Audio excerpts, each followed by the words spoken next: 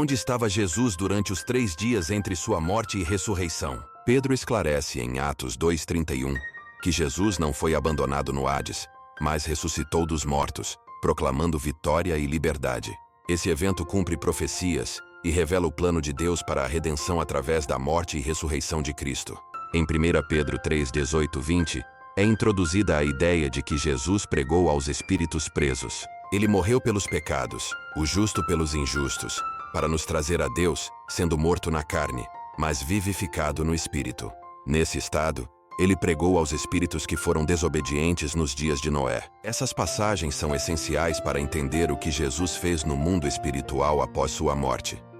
Elas nos dão uma visão do mistério da missão de Cristo, indicando que ele realizou uma tarefa divina crucial ao pregar aos espíritos presos, o que aumenta o mistério de sua missão e mostra a grandeza de seu trabalho tanto no mundo visível quanto no invisível. A pregação de Jesus aos mortos gerou várias interpretações sobre o significado de pregar aos espíritos na prisão.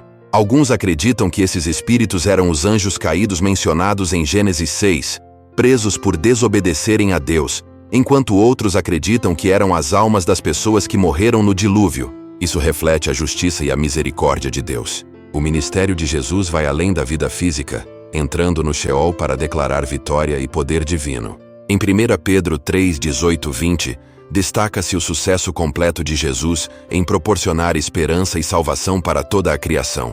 A ressurreição não é apenas uma esperança futura, mas um fato histórico que fortalece a fé na Bíblia. A palavra hebraica zá, que significa abandonar, indica que a morte de Jesus em Sheol foi temporária e parte de um plano divino para a vitória sobre a morte.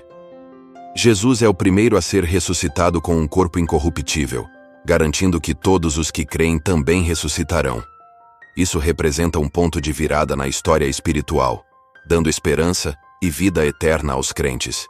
Pois não me abandonarás no Sheol, nem permitirás que o teu santo veja a decomposição. Atos 2:27. No Antigo Testamento, Sheol é descrito como o lar dos mortos, onde as almas residem após a morte. Não é visto como um lugar de dor, mas como uma existência sombria. A crença de que Deus reina sobre Sheol e não esquece seu povo mesmo na morte, sugere uma presença divina e justiça mesmo ali. Os justos não seriam punidos em Sheol, e os ímpios não encontrariam descanso lá, refletindo a justiça de Deus.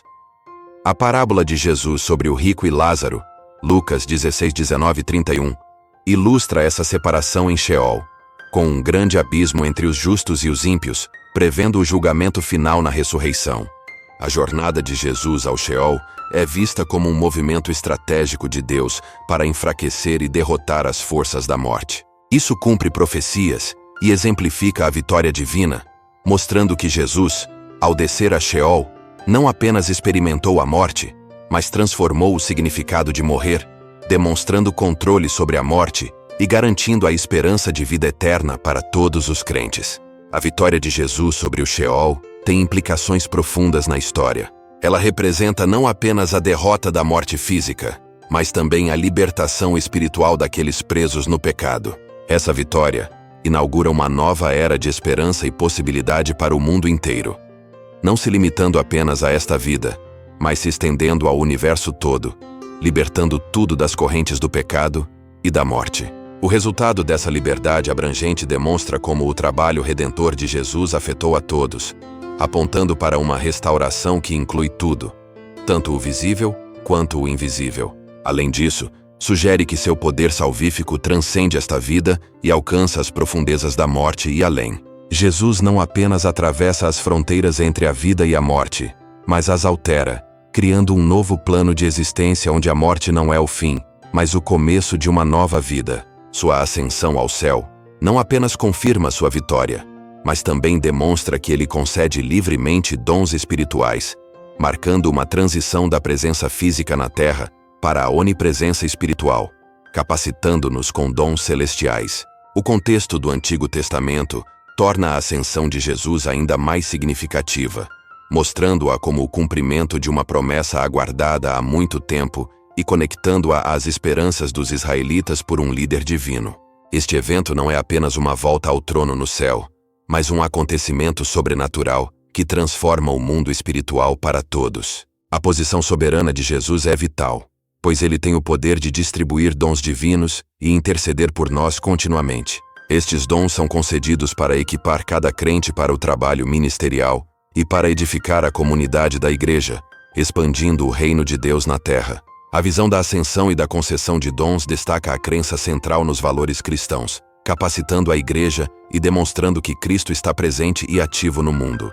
Esses dons fortalecem a igreja e mostram que Cristo ainda está presente e ativo no mundo, ajudando a comunidade da fé a permanecer vibrante e ativa. Essa capacitação é essencial para a igreja cumprir seu papel de realizar o propósito de Jesus no mundo, mostrando seu amor e poder, enquanto o mundo ainda lida com o pecado e a decadência. Em suma, as narrativas da morte, ressurreição e ascensão de Jesus não apenas explicam sua importância histórica, mas também nos chamam a compartilhar nos efeitos que ainda estão acontecendo hoje. Elas mostram que o trabalho de Cristo não é apenas sobre a superação da morte física, mas também sobre a conquista da morte espiritual causada pelo pecado, para que todos que creem possam estar com Deus para sempre.